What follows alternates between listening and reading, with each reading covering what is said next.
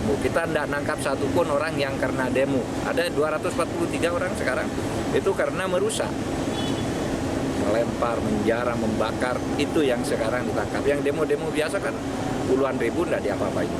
Sultan bilang ini by design, mungkin ada pengamatan dari Pak Mahfud. Pastilah by design. Sekurang-kurangnya